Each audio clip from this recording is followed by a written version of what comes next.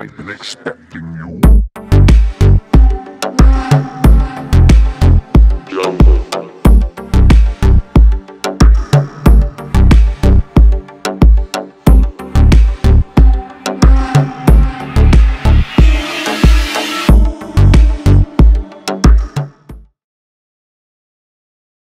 Teman-teman, jangan lupa sebelum nonton tayangan ini, klik like dulu, lalu subscribe, lalu share. Assalamualaikum warahmatullahi wabarakatuh. Video Legend tampil lagi back chat. Di sini kedatangan tamu. Ada dua orang. Yang satunya aktivis Tionghoa, Zeng Wijian. Yang satunya lagi Bang Ricky. Bang Ricky Tamba. Ricky Tamba. Adalah aktivis 98. 98 kok 88. 88 gua tuh. Aktivis 98 yang cukup aktif, tertangkap di media sosial, cukup aktif memberikan kritikan-kritikan terhadap Anies Baswedan, dan menurut saya kritikan-kritikan itu harus ditangkap dan disiarkan di Video Legend supaya lebih clear. Saya sih berharap suatu saat juga nanti Pak Anies Baswedan juga nanti menjawab. Mantap. Keren tuh, menjawab apa yang dikritikkan oleh dari tadi belum. Apa yang dikritikkan oleh Zeng Wijian atau Ken Ken, aktivis Tionghoa, dan Bang Ricky Tamba, aktivis 98. Dimulai dari yang paling keras dulu, yaitu Zeng Wijian yang selalu mengkritik Anies Baswedan, begono begini. Awalnya gimana ceritanya? Apa sih yang sebenarnya apa nggak setuju kalau Anies jadi capres gitu loh? Karena gini, di luaran itu kesannya kok banyak yang belingsatan ketika Anies jadi capresnya Nasdem gitu. Padahal kan menurut saya sih kan selama belum jadi daftar di KPU ya semuanya masih belum apa-apa. Tapi kenapa kok kesan di luar itu ada beberapa kelompok khususnya ini yang ditangkap oleh masyarakat ya, terutama kelompok dari Gerindra. Kenapa kelihatan belingsatan? Bener nggak sih belingsatan? Coba ceritakan. Kalau buat pribadi sih justru kalau Anies yang maju head to head dengan Pak Prabowo malah lebih enak tuh, Mas. Handicapnya banyak. Oke, handicapnya apa misalnya? Salah satunya. Banyak lah, nanti kita elaborasi. Iya. Jadi nggak ada yang panik sebenarnya. Tidak ada yang belingsatan sebenarnya. Cuman kan sering nyebar meme tuh, ya kan? Meme soal Anies kan sering tuh. Macam-macam kan, ada meme Anies pengkhianat, terus meme Anies Jakarta masih banjir. Meme Anies, banyak lah. Nah, sekarang iya, sekedar info aja sih itu. Oh, info kalau Anies itu pengkhianat gitu. Enggak juga. Loh, gimana sih? Gimana, Bang? Kok gini jadinya nih? Gimana? Jadi Anies bukan pengkhianat? Untuk beberapa aspek berkaitan dengan Pak Prabowo, dengan Pilpres, berkhianat. Kok ragu-ragu gini? Iya, nggak berkhianat ya. Gimana itu? Tidak sesuai dengan ekspektasi kita. Misalnya apa misalnya? Yang menjadi ini apa? Yang menjadi buat kesel tuh apa gitu?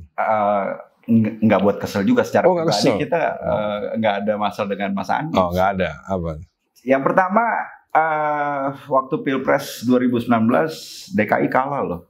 Sedangkan gubernurnya itu katanya kita usung, orang kita, kalau kita komparasi dengan Jawa Tengah misalnya, itu sapu bersih tuh sama Ganjar sebagai kader PDIP, terlepas dari kita setuju nggak setuju, kita marah nggak marah, tapi Jakarta yang notabene-nya yang bikin menang Jakarta tuh nggak siapa? Kenapa Anies Baswedan bisa menang Jakarta? Ya Pak Prabowo dengan Gerindra lah. Oh, bukan FPI ya?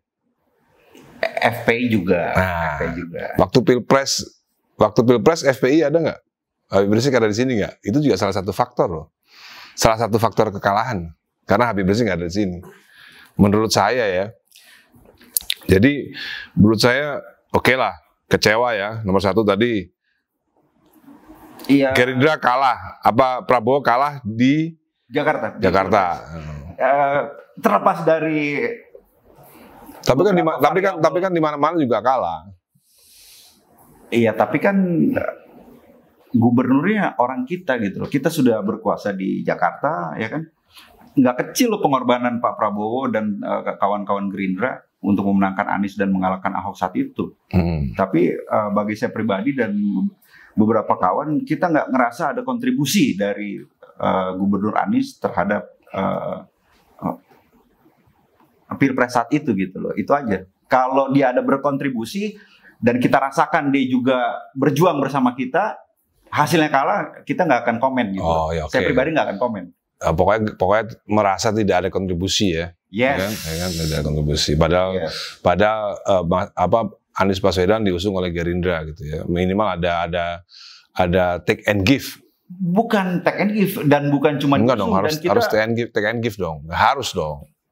Karena kan politik kan begitu. Ya bisa dibilang gitu. Harus take and give. Ternyata Gerindra tidak merasa ada take and give kan. Udah dimenangin jadi gubernur DKI tapi tidak menangin Prabowo di Jakarta. Kontribusinya gitu loh Mas. Dan saya kira kontribusinya dirasa tidak ada. Tidak ada. Satu kaos pun tidak ada ya. Oke. Itu satu. Itu yang pertama. Iya, nomor dua. Yang kedua, kita ini kan saat Pilkada Jakarta itu kan totalitas lah. Anies Sandi saat itu. Kita lawan Ahok ya. Tapi setelah 4 tahun Bang Anies berkuasa, kalau menurut ukuran saya pribadi, saya harus mengakui kalau soal kerja Ahok better. Contohnya yang paling kecil dan dirasakan oleh masyarakat itu pelayanan publik di kantor kelurahan dan puskesmas itu beda jauh. Waktu zaman Ahok tuh PNS itu jam 7, jam 8 tuh udah standby, udah kerja bener. Sekarang ugal-ugalan lagi Mas. Itu berdasarkan survei atau berdasarkan? Saya datang sendiri kok. Survei sendiri berarti ya? Yes. Pertama dapat laporan dari masyarakat. Tapi kan kita nggak cuma menerima itu, kita mau lihat nih seperti apa sih. Ternyata bener tuh Mas. Berarti kayaknya datang sendiri gitu ya? Yes, ke kelurahan, ke puskesmas dan kayaknya di bawah itu nggak menghargai Pak Anies gitu loh, nggak ada takutnya gitu loh. Selebor lagi. Itu yang paling jelas. Yang ketiga itu Pak Anies terlalu banyak pencitraan kalau menurut saya. Gardu listrik lah diresmikan pakai potong pita loh. Di seluruh dunia saya kira hanya Gubernur Anies yang melakukan itu gitu loh. Meresmikan gardu listrik pakai potong pita. That's very weird. Itu ketiga. Yang keempat, banyak program terutama yang kemarin itu extravagance Mas. Formula E, JIS. Sedangkan masyarakat mercusuar yang besar lah gitu loh. Mercusuar, proyek mercusuar. Yes. Sedangkan masyarakat di Jakarta kalau kita jalan-jalan ke pasar ikan, ke Glodok, ke Jakarta Timur, beberapa kali saya ikut Pak Habib bagi-bagi sembako. Saya lihat kemiskinan di Jakarta masih parah Mas. Ngapain buang-buang duit segitu banyak triliunan hanya untuk itu gitu loh. Kalau sama IKN beda ya? No comment deh kalau IKN ini kan masalah Anies. Kita nggak sedang bahas IKN. Oh ya, nggak, ini kan pertanyaannya biasa. Jadi kalau IKN tuh gimana? Itu juga ekstravaganza apa percusuar atau biasa-biasa aja? Ya, another topic lah itu. Another topic, oke. Ya wes, simpen dulu ya. Sekarang kita ke Bang Riki. Jangan kemana-mana. Nah tadi itu adalah dari Bang Kengken. Sekarang dari Bang Riki tambah. Gimana Bang? Ya, Bismillahirrahmanirrahim. Jangan kalau mau nambahin boleh. Ada yang kembar nggak apa-apa. Cuman mau nambahin juga nggak apa-apa gitu misalnya. Yang pertama makasih CADP undang-undang ke Video Legend. Jadi saya pertama disclaimer dulu Cak ya. Bahwa ini saya menyuarakan pandangan pribadi saya. Jadi tidak terkait dengan posisi politik saya di berbagai organisasi. Yes. Dan karena saya menghargai Cak Ahmad Dhani Prasetyo sebagai salah satu artis paling progresif, saya pandang saat ini di Indonesia yang berani berpolitik terbuka dan berani juga berdialog terbuka. Yes. Banyak artis misalnya berpolitik tapi tidak mau berdialog dengan publik. Enggak, karena artisnya berpolitik cuma untuk cari cuan aja. Whatever. Jadi kalau itu yang pertama, disclaimer. Yang kedua, secara pribadi yang mau saya ungkapkan, kekecewaan saya malam ini tidak terkait dalam posisi dukung-mendukung dan lain sebagainya, tapi ada kekecewaan saya merasa sedih ketika melihat video-video bertebaran Pak Anies menyatakan maju menjadi calon presiden. Kemudian di berbagai media sosial saya lihat para pendukung Pak Anies kian brutal, sering menghina berbagai tokoh nasional, bahkan hingga Pak Presiden Joko Widodo, Pak Prabowo Subianto dan sebagainya. Itu yang memaksa saya akhirnya harus speak up. Speak up? Harus speak up. Ya, oke. Saya buka lagi 2016-2017. Sebagai aktivis pro demokrasi, pengorbanan kami itu banyak, Cak. Saya demi Allah, demi Rasulullah, berbulan-bulan tidur di pinggir jalan, Cak. Karena kenapa? Karena perintah Pak Prabowo, Cak. Karena Pak Prabowo sudah memutuskan waktu itu, siapapun orang-orang yang ingin bangsa maju, yang ingin DKI Jakarta maju, dukung Anies Sandi. Saya nggak punya apa-apa, Cak. Saya dan teman-teman itu lillahi ta'ala waktu itu. Melawan Ahok bukan karena sentimen SARA dan lain sebagainya, tapi memandang bahwa ini adalah perjuangan demokrasi, bagaimana rakyat Jakarta dimanusiakan, diwongke dan lain sebagainya. Dan buat saya sangat miris sekali ketika akhirnya kelegawaan seorang Prabowo Subianto dan banyak tokoh-tokoh ya, termasuk juga Imam Besar Habib Rizik Syihab dan lain-lain, itu akhirnya kok bisa, buat saya pribadi tuh kok jadi downgrading. Apa? Downgrading. Downgrade. Karena pengorbanan untuk kemajuan bangsa itu kok jadinya cuma akan hilang karena ambisi syahwat kekuasaan. Maksudnya Anies ambisinya terlalu besar untuk menjadi capres gitu ya? Iya. Harusnya dia jadi apa? Gubernur lagi? Bukan masalah itu hak demokrasi dia. Mau nyapres pun saya nggak masalah. Cuman jangan lupakan pengorbanan teman-teman 2016-2017 yang akhirnya itu seakan-akan sirna dan anggapan di publik semakin kencang. Oh, ternyata hanya demi ambisi syahwat kekuasaan. Itu yang bikin saya sedih juga. Dan bisa dicek lah, Cak, gimana teman-teman aktivis pro demokrasi selama Mas Anies mohon maaf menjabat, apakah dibuka ruang dialog dan lain-lain. Kemarin sebulan terakhir ini akhirnya kotak Pandora itu terbuka, Cak. LBH Jakarta memberikan rapot merah, ada 10 poin, mulai dari kemacetan, polusi, kemiskinan dan lain sebagainya. Bang Egy Sujana, senior saya, Profesor Egy Sujana, ngomong sudah berulang kali advokasi masyarakat miskin, nggak pernah ada yang berhasil dihandling oleh Mas Anies Baswedan selaku Gubernur DKI Jakarta. Kemudian juga misalnya kritikan kemarin salah satu senior saya di dunia pergerakan, Ustadz Fahri Hamzah, itu kan jelas bahwa kemirisan saya itu ternyata terjawab oleh vlog Ustadz Fahri Hamzah beberapa hari lalu. Ini masa kian tidak rasional. Politik didasari atas kekecewaan. Jadi bukan atas dasar idealisme, gagasan-gagasan besar, cita-cita dan lain sebagainya. Jadi bukan hanya saya, Cak, yang miris. Mungkin juga kalau misalnya mau dibuka, jangan-jangan saya berani bertaruh ya. Jangan-jangan teman-teman gerakan Islam, mau FPI, mau PA212 dan lain sebagainya. Kemarin Ustadz Novel Bamukmin udah kecewa juga sempat. Jangan-jangan kalau kita buka-bukaan kian banyak, Cak. Apalagi kalau sekarang kita lihat medsos. Mohon maaf, saya bukan menuduh itu disuruh Mas Anies, tapi orang-orang yang mengaku Aniser kian brutal. Semua dihina, semua dicaci maki.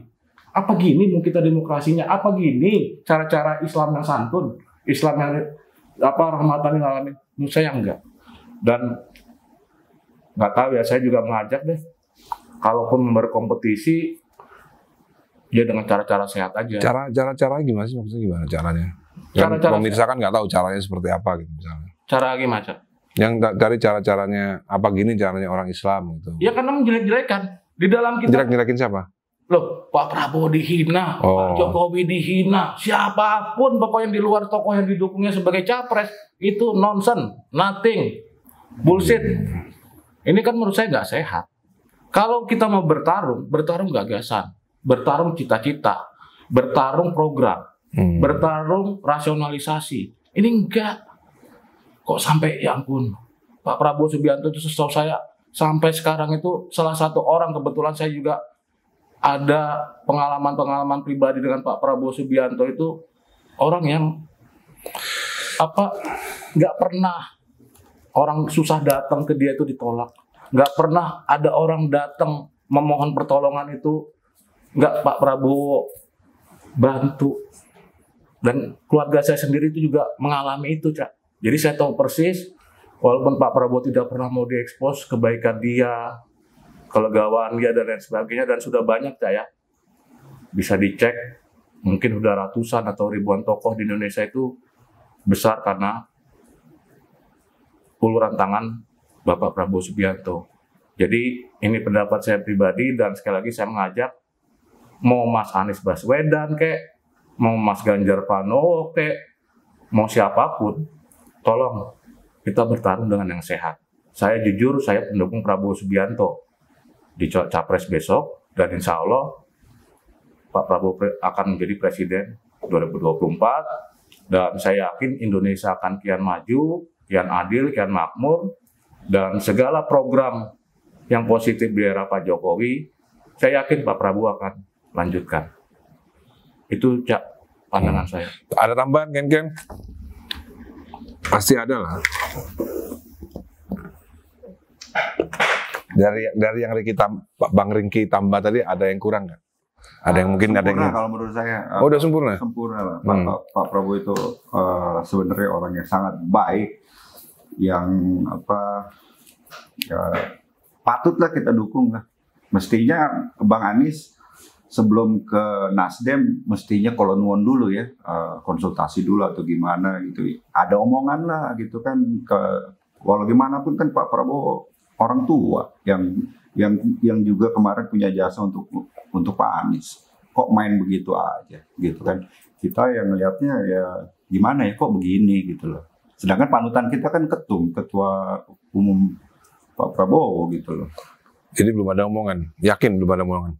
Ya sejauh yang saya baca di media-media nggak ada, Mas ya. Konsultasi dulu, minta pendapat, minta izin atau gimana. Sejauh yang saya baca di media sosial nggak ada tuh.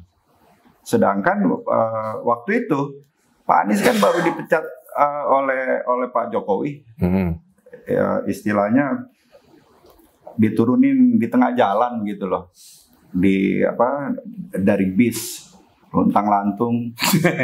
Yang kemudian ya, Pak Prabowo ambil jadi orang lagi, ya kan. Teman-teman di Gerindra, TA semuanya saya tahu betul kontribusinya kayak apa.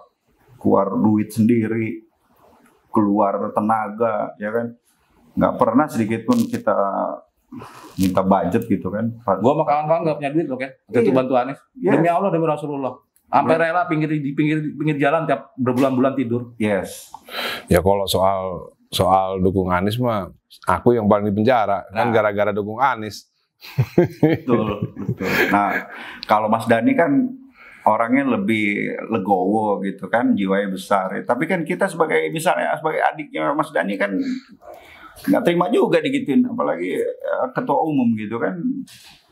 Ya ada lah, kita bukan marah, bukan benci, tapi ada ganjalan lah ya, kok begini gitu loh. Tapi itu kan pernah terjadi kan pada Pak Jokowi kan sebenarnya kan kayak over and over again kan, bahkan Pak Jokowi malah belum 5 tahun jadi gubernur kan, malah langsung nyapres, itu kan juga sama aja, nggak minta keluar juga sama Pak Prabowo. Kan sebenarnya kan sama aja gitu kan. Malah Anies malah udah 5 tahun, artinya dia udah menyelesaikan tugasnya sebagai gubernur 5 tahun seperti yang disumpahkan kan. Nah tinggal, maksudnya Ken mungkin tanya gitu, Pak, saya sudah selesai, saya mau diapain gitu maksudnya. Ya kurang lebih seperti itu gitu loh, kurang lebih seperti itu. Ada kesantunan timur lah, kalau menurut saya pribadi. Iya, kesantunan timur. Tapi kalau kita head to head, apple to apple sama Jokowi lebih parah. Ya itu nanti bahasan selanjutnya lah. Itu lebih parah. Kalau saya maksudnya gini. Oke lah. Kalau kita benci sama Anies gara-gara itu, kita harusnya juga benci sama Jokowi, karena apa yang dilakukan Jokowi kepada Prabowo itu lebih parah. Ya itu yang saya kan? sepakat juga, Cak. Kalau ketika politik itu tidak rasional, politik itu dibangun berdasarkan basis kekecewaan. Nah, ketika politik dibangun berdasarkan emosi karena misalnya berbeda kubu dan lain sebagainya, itu juga nggak sehat, Cak. Iya. Bahwa memang Pak Jokowi ada kelebihan dan kekurangan, saya akuin. Bahwa Mas Anies ada misalnya kemajuan dan kekurangan selama menjadi gubernur, saya akuin.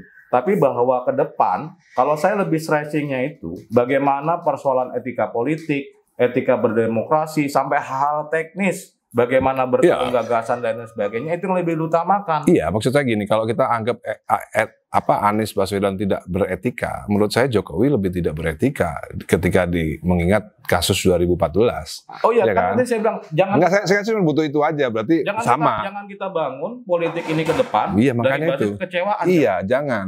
Makanya berarti nggak boleh. Berarti apa yang dilakukan oleh Ken ini kecewa, berarti nggak boleh, Ken? Iya nggak juga, bukan berarti ada contoh kasus yang maksud gua gitu. Yang kedua, Kita mesti objektif menempatkan satu porsi. Kalau memang kita anggap Anies itu berkhianat, berarti Jokowi lebih berkhianat 2 kali gitu loh. Nggak boleh kita menafikan apa yang sudah dilakukan Jokowi pada Prabowo, lalu kita menisbatkan itu pada Anies begitu rupa. Pak Artinya nggak pernah mengucap janji selama Pak Prabowo maju nyapres, dia nggak akan intercept gitu. dia nggak perlu janji karena dia pasti akan nyapres. Anies ada bicara seperti Ya itu 2019 Ken. Itu 2019 Ken. Itu tergantung interpretasi. Iya. Kalau saya sebagai Anies misalnya, nggak ada batasan tahun begitu, lucu aja. Enggak lah. Kalau ya itu kan tergantung persepsi orang. Iya. Kalau orang ngelihat, ya itu kan wawancara 2019 dan konteksnya waktu itu memang Anies memang diajak gitu kan, memang diajak gitu. Kalau soal janji itu ya, soal janji sih kalau saya pribadi dalam konteks sebagai laki-laki, sebagai seorang Muslim, apalagi janji itu kan, yang saya pahami, saya bukan ahli kita, bukan orang yang soleh. Janji itu saksinya Allah dan tidak terbatas dengan waktu. Selama janji. Jadi pertanyaan saya gini, Anies sudah melanggar janjinya kan? Oh iya. Ya kan ya. Dan menurut Bang Riki Tamba, apakah semua politisi seperti itu? Apakah cuma Anies saja? Apakah Bapak Jokowi juga tidak seperti itu? Ke depan sebaiknya jangan berjanji ketika tidak bisa melaksanakan. Ketika merasa ragu, seorang Muslim, seorang laki-laki itu jangan berjanji. Karena kalau buat saya pribadi, ketika misalnya saya mengucapkan sesuatu ke anak saya, ketika saya tidak bisa menepati, tapi saya tidak ingin melanggar, sebaiknya saya menemui anak saya lagi. Saya nggak sanggup lagi janji itu. Itu kita batalin ya. Tapi kan tidak. Dan ke depan enggak, itu bukan, kalau menurut saya pribadi itu bukan janji, dia cuma bilang selama Pak Prabowo, itu kan konteksnya 2019, akan ada yang namanya Pilpres 2019, dia bilang selama Prabowo nyapres, ya itu artinya dalam konteks 2019, dia nggak bakal nyapres. Oh ya, itu kan pendapat tafsir yang dari pihak sana, tafsir pihak pribadi saya boleh juga dong? Boleh. Dan nggak tahu ya, saya juga heran seorang Prabowo Subianto itu bisa pikiran, mentalnya itu terbuat dari apa? Selalu orang diwongke, dibikin hebat, tapi semua pada pungli. Nomor satu, Jokowi, ya kan? Nomor 2, Ahok. Pak Jokowi nggak pernah mengecewakan, Cak. Hah? Nggak pernah mengecewakan. Masa nggak pernah mengecewakan? Kalau misalnya mengecewakan Pak Prabowo, apa Pak Prabowo mau rekonsiliasi, apa Pak Prabowo mau menjadi Menteri Pertahanan? Beda. Kalau itu Pak Jokowi, I tell you ya, Pak Jokowi butuh yang namanya pengakuan legitimasi dari Pak Prabowo. Itu apapun butuh. itu, apapun Butuh. tapi Butuh kalau dong, bukan Jokowi baik, tidak. Pak Jokowi butuh Pak Prabowo untuk melegitimasi pemerintahnya. Pak Prabowo ikut saya, supaya apa? Supaya orang-orang yang merasa dicurangi, ini semua kan merasa dicurangi waktu itu kan. Supaya yang merasa dicurangi, oh ternyata nggak curang, ternyata karena Pak Prabowo sudah gabung. Itu bro. Oh enggak, kalau iya. Pak Prabowo ini kan, makanya tadi saya heran. Misalnya terlepas tadi ada anggapan dan lain-lain tadi. Ahok, bisa lebih. Ahok, kader Gerindra. Iya banyak. Ya kan, itu kan Ridwan Kamil, Jawa Barat. Ya, Ridwan Kamil banyak. Artinya memang sebagai politisi ya memang harus siap seperti itu. Karena kalau menjadi politisi sakit hati, ya lebih baik jangan menjadi politisi. Karena apa? Karena apa? Ya namanya manusia politik pasti akan khianat. Ya. Jadi kita harus siap dulu menurut saya. Gitu. Itu yang saya heran ke Pak Prabowo, mental hatinya itu dari apa? Kok bisa seperti itu? Iya. Itu yang saya masih harus banyak belajar. Oh, itu. Kenapa? Saya nggak bisa, terus terang nggak bisa. Iya, kalau saya dihianati, wah saya habisi. Nggak ada cerita, dihianati, wah habisin. Nggak ada. Ini yang ngomong calon menteri Pak Prabowo. Yang ngomong calon menteri. Saya bukan Prabowo, sorry. Saya bukan Prabowo. Ya itu tadi Prabowo terlalu baik orangnya, ya kan? Ya kan? Sedih kadang-kadang. Iya. Kalau baca. Ya artinya kita harus di sini harus comparison. Kalau Anies Baswedan kita anggap mengkhianati Prabowo, ya tentu ke atas juga Ridwan Kamil juga, ya kan? Kita lawan Mas. Ya kan gitu. Iya. Ahok juga berkhianat kan, ya kan? Kan kita hantam juga. Faktanya kan dihantam sama kita kan, ya kan. Nah, lalu Anies sekarang kita hantam kayaknya ada hambatan, jangan kita hantam. Pak Jokowi juga dulu kita oposisi kok. Kita oposisi kok. Iya, makanya dari itu. Jadi nggak apa-apa dong kalau kita beroposisi. Iya nggak apa-apa. Cuman kan harus pada porsi yang benar gitu loh.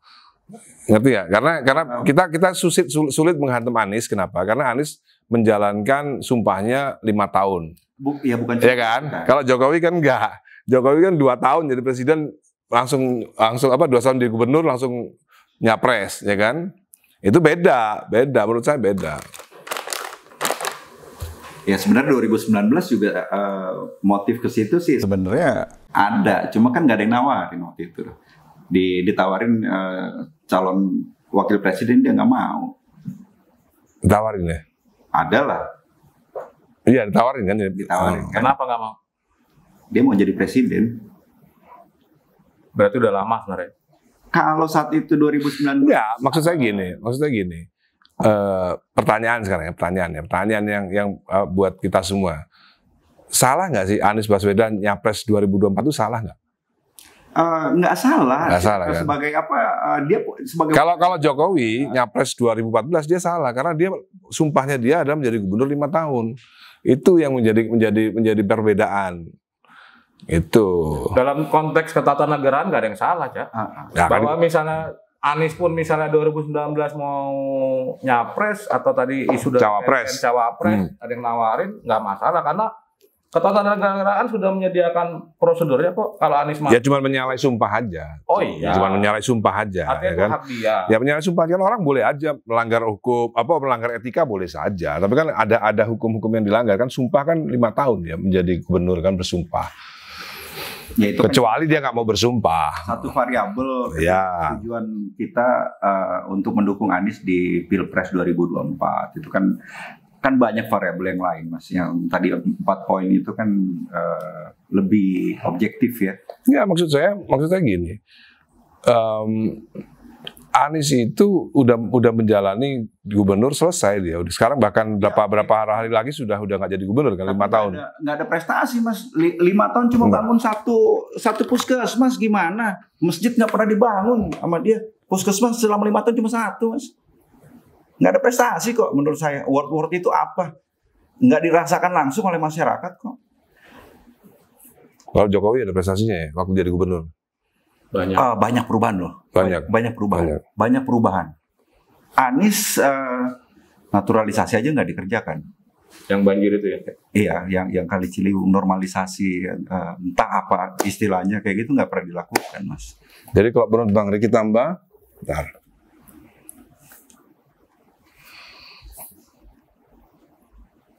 Soal Anies tidak punya prestasi gimana, Bang? Ya jelas. Jelas ya. Jadi bukan hanya pendapat saya pribadi, tadi kan saya udah nyetir pendapat LBH Jakarta Agustus lalu kalau nggak salah ngasih rapot merah ke Pemprov DKI Jakarta. Kalau saya jadi Mas Anies waktu itu saya temuin langsung, ngapain pakai suruh-suruh orang lain. Karena namanya kritik, namanya saran, itu adalah mau sedestruktif apapun, itu pasti untuk kemajuan bersama untuk ke depan. Tapi kan yang juga bikin saya miris, ya mohon maaf ya Mas Anies, banyak keluhan-keluhan masyarakat kok ketika ada problem. Bahkan saya ngalamin demi Allah, Mas Anies. Pas banjir besar beberapa tahun yang lalu, teman saya hampir kelelep. Saya coba hubungi hotline, bahkan nomor-nomor staf sus Mas Anies mati semua, Mas, nomornya, Mas. Sampai saya telepon, Pak, karena dikirim teman itu, saya sampai coba kontak, Pak, Kepala BNPB. Akhirnya Pak Doni Monardo yang lebih responsif. Itu aja hal simpel loh, Cak. Hal simpel, banjir besar Jakarta, teman saya punya anak hampir kelelep keluarganya karena udah sampai loteng di daerah Kampung Melayu. Semua nomornya mati. Gimana lagi mau ngomong hal yang lain selain banjir? Mau ngomong soal kelaparan, mau ngomong soal kemiskinan, mau ngomong soal prestasi lainnya. Yang simpel aja depan mata saya kayak gitu kok. Nggak terjawab. Itu rapot apa, dibuka deh. LBH Jakarta kalau perlu jangan setengah-setengah. Terusin dong rapot merah itu. Bang Egy juga jangan setengah-setengah. Kemarin saya lihat udah di TV, hajar terus Bang Egy, buka terus. Kembali ke Ken. Iya, siap. Kalau Anies nggak ada prestasinya ya, seperti yang kita barusan bahas tadi, prestasinya minim, ada tapi minim. Nggak ada, Mas. Nggak ada ya? Nggak ada. Kalau prestasinya nggak ada, kenapa Nasdem mencapreskan ya? Kira-kira. Pencitraannya kenceng, Mas. Jadi berarti sekarang eranya era post-truth, bukan iya. bukan objektif, tapi karena kayak Jokowi zaman dulu ya, pencitraannya gitu kan. no comment itu. No I don't know persoalan itu. Tapi Oke. 5 tahun. Jadi Surya Paloh ini kemakan pencitraan ya, dia ya. Surya Paloh. Dia mungkin nggak paham bener soal Jakarta mungkin. Kita nggak berani bilang gitu terhadap bagawan politik sekaliber paman Surya Paloh. Tapi ya waktu dia mengorbitkan Jokowi dia tepat, ya kan. Yang kemarin dia dukung Ahok keliru. Nah sekarang test case lagi di Anies. Ya saya tahu Mas Dandi kan respect banget sama Pak Surya Paloh, saya juga lah, dia orang tua gitu kan. Ya kita lihat aja nanti apakah Anies bisa dapat tiket atau gimana, kita lihat nanti. Oke. Sekarang karena masih suasananya masih belum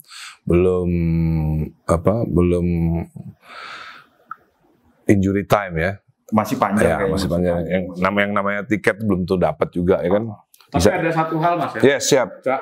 Itu tren populisme, pencitraan dan lain sebagainya yang semua yang tadi CADP. Post-truth tadi yang kata. Tadi itu memang itu tren 10 tahun ke belakang kemarin dan di beberapa 2 tahun terakhir ini sudah mulai berkurang.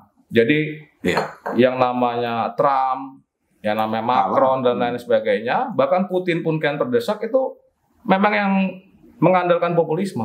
Jadi ke depan itu politiknya akan semakin rasional. Yang saya heran kalau misalnya masyarakat tidak dididik oleh para pemimpinnya, oleh para figur untuk semakin rasional. Jangan bangun politik atas dasar kekecewaan, atas dasar emosi, atas dasar kalau berbeda, salah benar, hantam, nggak bisa, Cak. Dan itu kunci ke depan untuk Indonesia. Jangan lagi ada politisasi SARA. Jangan deh. Bangsa kita ini besar, semua suku, semua agama, semua ras, semua etnik, dan lain sebagainya ikut berjibaku. BPUPK itu buka. Ratusan tokoh. Mau Islam, mau Kristen, mau Katolik, mau Buddha, mau Hindu, semua ada. Berarti kalau dukung Anies itu politisasi SARA berarti? Bukan, saya mengajak ke depan. Ke depan. Tidak ada lagi politisasi SARA. Selama ini ada emang? Oh ada. Contohnya. Polarisasi pemilu 2019 itu sangat kencang, Cak. Dan saya salah satu orang yang dari dulu, sejak masih di jalanan, tidak pernah bersepakat main-main politik SARA.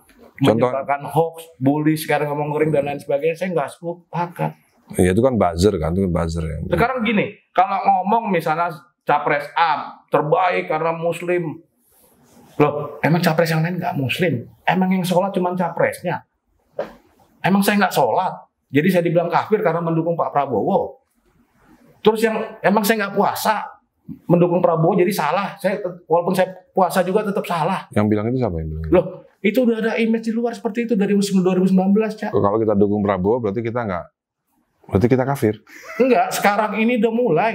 Politisi secara seperti itu. Oh, bukan dulu 2019. Ini mau sekarang ini.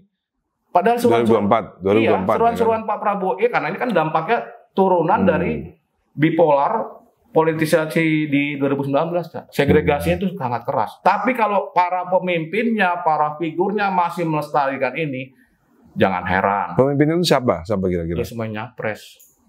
Semuanya lah. Dia mau Anies, mau GP, mau Pak Prabowo. Kalau enggak, masih kan melestarikan ini. Anies itu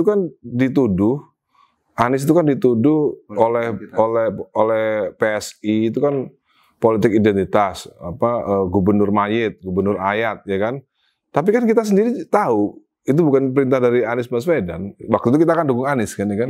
Itu kan nggak ada perintah itu dari Anies. Kalau misalnya itu kan sebenarnya ini aja sempalan-sempalan pendukung yang sebenarnya bukan dari resmi pendukung kita kan sebenarnya kan. Kita sendiri kan nggak pernah ngurusin soal mayat dan ayat itu kan. Ya tapi ditertibkan aja. Iya. Ya artinya kita sendiri tahu bahwa Anies Baswedan tidak menggunakan isu sara itu untuk memenangkan pilkada kan. Kita sebagai saksi waktu itu bahwa kita mendukung Anies 2017 dan kita nggak pernah pakai isu karena sara. Karena kita pendukung yang rasional. Iya. Yang dan maksud saya gini, Anies pun waktu itu juga tidak perintahkan itu. Dia nggak ada perintah seperti itu kan. Pak Prabowo juga enggak, ya kan? Artinya yaitu ada sebagian masyarakat yang 1% mungkin dari pendukung Anies yang seperti itu, tapi kan akhirnya dinisbatkan kepada Anies seolah-olah Anies itu kan gubernur mayat dan ayat. Ya kan? Yang sempat heboh istilahnya penumpang gelap itu. Ya. Ada penumpang gelap. Ini masih main juga penumpang gelapnya. Jadi figur tokohnya, ayolah jangan lestarikan itu. Mari Mas Anies, Mas Ganjar, Pak Prabowo, santuilah kita happy pemilu, ceria. Ajak pendukungnya bertarung program. Ajak pendukungnya kalau perlu adu program no TikTokan. Ngapa? No TikTokan? Enggak pakai TikTokan kalau perlu. Biar gembira semua. Ya kalau yang nggak punya literasi ya sulit lah. Ya, kalau yang nggak punya literasi ya TikTokan lah. Apalagi yang dari kepalanya dulu loh, Cak. Kalau kepalanya nganjurin yang keras-keras terus, di bawah super keras. Iya. Ya kita tahu Anies Baswedan nggak keras lah orangnya. Ya kan kita pernah dukung dia juga ya kan. Tapi catatan menarik dari Bang Riki tadi persoalan Aniser yang banyak menghina dan nyerang dia. Itu juga kalau menurut saya ketidakmampuan Bang Anies untuk menertibkan pasukan ya. Dan itu real loh Mas. Ada teman kita SGY Sugianto di Priok ya. Dari mulai soft ngeritik Pak Anies begini begitu, serangannya minta ampun, difitnah, nggak dapat proyek lah inilah itu. Sadis Mas, sadis itu ya. Seakan-akan lupa siapa kita gitu loh. Yang valid, yang fitnah valid ya. Apanya? Yang fitnahnya itu orang-orang dari sana valid. Ya menurut SGY sih begitu ya. Dan kita lihat sendiri kan, kita tahu juga di lapangan kayak apa gitu loh. Dan Mas Anies terlihat diem aja gitu loh Mas. Ya menurut saya sih ya dia harus diem karena mau ngapain orang belum dijadiin capres juga kan, ini kan baru bakal capres ya kan. Ya kita berharap lah. Ntar kalau dia udah nertibin GR banget emang dapat tiket ya kan. Bukan dalam konteks pencapresan juga, artinya setiap kritik yang dilontarkan oleh ex pendukung atau siapapun itu, terutama oleh kawan-kawan kita sendirilah yang dulunya punya sejarah memenangkan Anies juga gitu loh.